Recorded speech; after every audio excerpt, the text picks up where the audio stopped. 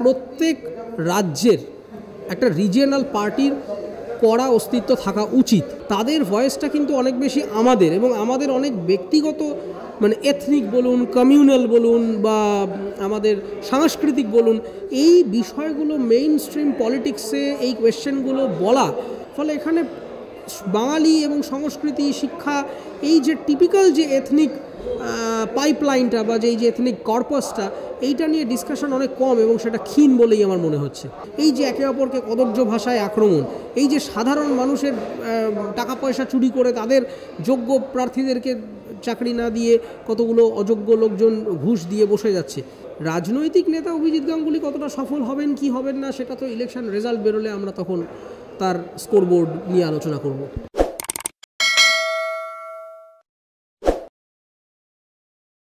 পশ্চিমবঙ্গে বাঙালিদের জন্য কোনো রাজনৈতিক দল কি রয়েছে?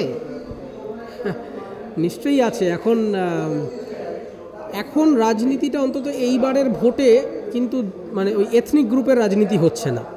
তবে আমি ব্যক্তিগতভাবে মনে করি যে প্রত্যেক রাজ্যের একটা রিজিয়নাল পার্টির কড়া অস্তিত্ব থাকা উচিত। তার কারণ যে কোনো পার্টি, যেমন বিজেপি বলুন, কংগ্রেস বলুন, যারা ন্যাশনাল পার্টি, তাদের ভিশনটা বেশিরভাগ ক্ষেত্রেই ম্যাক্রো হয়ে যায়। তারা দেশটাকে একটা একটা বার্ডস আই ভিশনে দেখে এবং সেই হিসেবে তারা পলিসি ফ্রেম করে। কিন্তু একটা রিজিয়নাল পার্টি, সে যখন একটা নির্দিষ্ট অঞ্চলের কৃষ্টির মধ্যে দিয়ে ঘাত প্রতিঘাতে বাড়তে বাড়তে যখন একটা জায়গায় যায়, এই যে বাংলা এবং বাঙালির সাথে সম্পৃক্ত হয়ে যখন আঞ্চলিক দলগুলি বেড়ে ওঠে, তারা কিন্তু আমাদের সমাজ, সভ্যতা, সংস্কৃতির সঙ্গে অনেক বেশি সম্পৃক্ত। তাদের ভয়েসটা কিন্তু অনেক বেশি আমাদের, এবং আমাদের অনেক ব্যক্তিগত মানে এথনিক বলুন, কমিউনাল বলুন, বা আমাদের সাংস্কৃতিক বলুন, এই বিষয়গুলো মেইন স্ট্রিম পলিটিক্সে এই কোয়েশ্চেনগুলো বলা, সেটার জন্য রিজিয়নাল পার্টিগুলোর প্রচণ্ড গুরুত্ব আছে। কিন্তু যেটা রিসেন্ট পলিটিক্যাল ট্রেন্ডে আমরা দেখছি যে এই যে বিরোধীদের ওপরে যে একটা আক্রমণ করা হচ্ছে বা রিজিয়নাল পার্টিগুলিকে উইকেন্ড করে দেওয়ার একটা চেষ্টা হচ্ছে, এটা ব্যক্তিগতভাবে আমি নাগরিক হিসাবে আমার খুব একটা পছন্দের জিনিস নয়। বাট তাও আমি বলবো রিজিয়নাল পার্টির অ্যাবসলিউটলি প্রয়োজন রয়েছে রিজিয়নাল ভয়েস জেনারেট করবার জন্যে। কিন্তু এই মুহূর্তে বাংলার রাজনীতির মধ্যে এথনিক মানে বাংলা ও বাঙালি এবং বাঙালির নিজস্বতা, বাঙালিকে নিয়ে যে আলোচনা, সেইটা কিন্তু খুব একটা মানে সেটা ব্রাত্যই বলা চলে, সেটা নিয়ে খুব একটা এখানে আলোচনা হয় না। এখন আলোচনাটা হয়ে গেছে খানিকটা ধর্মের, খানিকটা অর্থনৈতিক, খানিকটা শুধুমাত্র পলিটিক্যাল পার্টির, যে তুমি একটা ন্যাশনাল পার্টি, আমি একটা রিজিয়নাল পার্টি, খানিকটা প্রকল্প ভিত্তিক, যে তুমি কি করেছো, খানিকটা ফান্ড ফ্লো ভিত্তিক। ফলে এখানে বাঙালি এবং সংস্কৃতি, শিক্ষা, এই যে টিপিক্যাল যে এথনিক পাইপলাইনটা বা যে এথনিক কর্পাসটা, এইটা নিয়ে ডিসকাশন অনেক কম এবং সেটা ক্ষীণ বলেই আমার মনে হচ্ছে। আমাদের ভারতে যে কটাই রাজনৈতিক দল আছে না কেন, যারাই ক্ষমতায় থাকে, কথায় আছে মানে অনেকে বলে প্রত্যেকের বিরুদ্ধেই দুর্নীতির অভিযোগ আছে। কি চোখে দেখছে? দেখুন, দুর্নীতিবিহীন সমাজ কখনো হতে পারে না। দুর্নীতি প্রত্যেকের বিরুদ্ধে আছে, শুধু তাই নয়, একটা আনফর্চুনেট ব্যাপার হচ্ছে যে আমাদের যারা এই এমপিস রয়েছেন, যারা মেম্বার অফ পার্লামেন্ট, অধিকাংশ লোকের বিরুদ্ধে ক্রিমিনাল চার্জেস রয়েছে, তাদের এগেনস্টে মামলা রয়েছে, এবং সে জাতা মামলা না, সে কারোর খুনের মামলা, কারোর ধর্ষণের মামলা, কারোর ডাকাতির মামলা।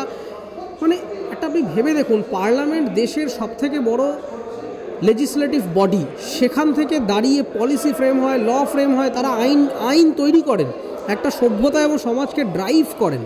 তাহলে সেইখানে যারা বসে আছেন, যে আইন পাস করছে, সেই লোকটা একজন ক্রিমিনাল। এটা তো মানে মারাত্মক একটা আনফর্চুনেট ব্যাপার। কিন্তু দুর্নীতিকে ওভারনাইট কখনো সলভ করা যায় না, কারণ এই ক্ষমতায় এলে ক্ষমতার অপব্যবহার করা বা পার্সোনাল বেনিফিট নেওয়া, নেপোটিজম করা, এই জিনিসপত্রগুলো মানুষের এই দীর্ঘ সমাজের যে বিবর্তন, সেই বিবর্তনের মধ্যে এমবেড হয়ে আছে। হঠাৎ করে একজন এসে সেটা বদলে দেবে, এটা হয় না। কিন্তু দেয়ার শুড বি আ বার, সেখানে একটা রেস্ট্রিকশান থাকা প্রয়োজন।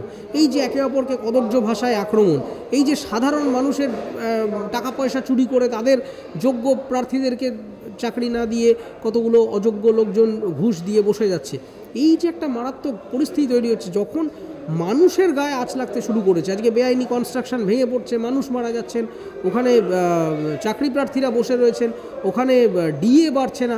যখন মানুষের গায়ে এই দুর্নীতির আঁচটা লাগতে শুরু করবে, তখন দ্যাট উইল বি ডেট্রিমেন্টাল, এবং তখন মানে সমাজের অবক্ষয়টা শুরু হবে। এবং আমার মনে হয় দুর্নীতিকে কন্ট্রোলে রাখতে হবে, ডেমোক্রেসি সাইকেলটাকে চালিয়ে নিয়ে যেতে হবে। সম্পূর্ণভাবে যদি আগা পাঁচতলা পুরোটাই করাপ্টেড এবং ক্রিমিনালাইজড হয়ে যায় ইনস্টিটিউশনালি, তাহলে দেশের সার্বভৌমত্ব, দেশের শৃঙ্খলা, দেশের ভবিষ্যৎ সম্পূর্ণ একেবারে জলাঞ্জলি হয়ে যাবে। জাস্টিস গাঙ্গুলির কথাই যদি বলি, আদালতে বসে একের পর এক নজিরবিহীন বলতে গেলে সারা জাগানো রায়, তো সেখান থেকে আদালতের এজলাস ছেড়ে একেবারে সরাসরি জনতার এজলাসে, তো কি চোখে দেখছো গ্রহণযোগ্যতা, মানে এখানে বিচারপতি হিসাবে মানে রাজনৈতিক দলে যে যোগদান, এটার গ্রহণযোগ্যতাটা কি সত্যি মানুষের কাছে আছে? তোমার কি মনে হয় এটা কি ঠিক? দেখুন, বিচারপতি তিনি একটা রোলে ছিলেন, সেখান থেকে তিনি জুডিশিয়ারি ছেড়ে তিনি লেজিসলেটিভে এসেছেন। আসবেন কি আসবেন না সেটা সম্পূর্ণ তার ব্যক্তিগত চয়েস, সে নিয়ে আমার বলার কিছু নেই।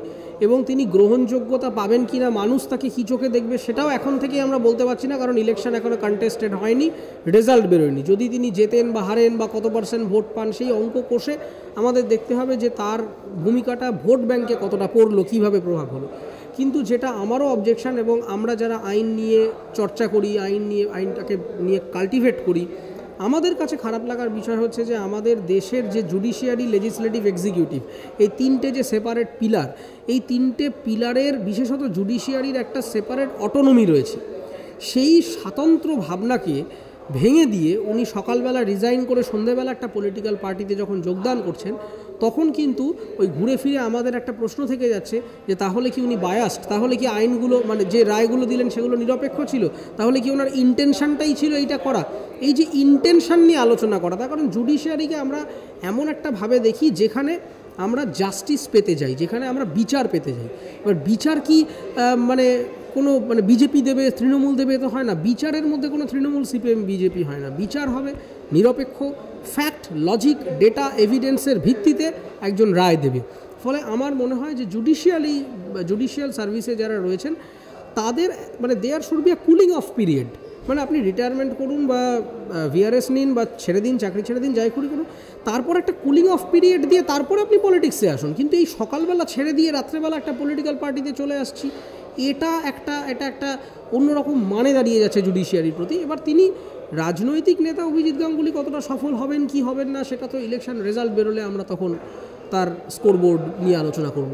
শাসক দলের অভিনেত্রী মানে স্টার ক্যান্ডিডেট, আর এদিকে বঙ্গ বিজেপি বসিরহাট লোকসভা কেন্দ্রে একজন সাধারণ একটি গৃহবধূকে, স্টার ক্যান্ডিডেটের গ্রহণযোগ্যতা বেশি, না সাধারণ মানুষকে যদি নির্বাচনের টিকিট দেওয়া হয় যার ক্ষমতা আছে লড়ার, সেখানে মানুষের গ্রহণযোগ্যতা বেশি, কী মনে হয়?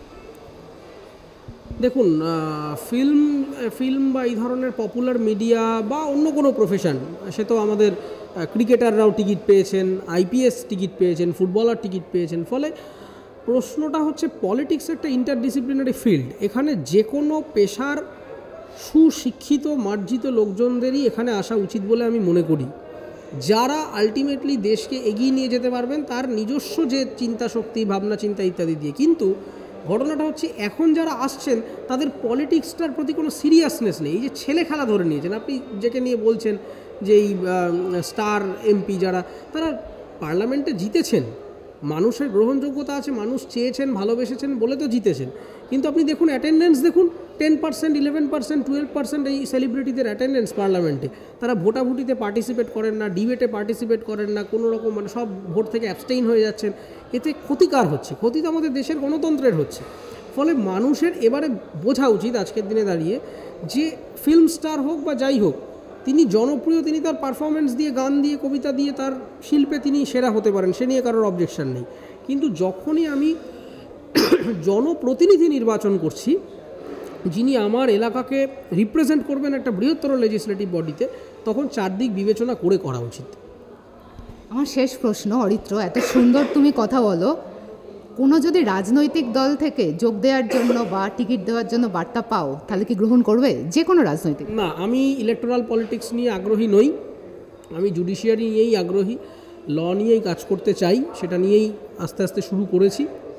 ভোটের ময়দানে যাওয়ার আমার কোনো লোভ ইচ্ছে কোনোটাই নেই, ফলে রাজনৈতিক ব্যাটলফিল্ডে আমার পাওয়া যাবে না।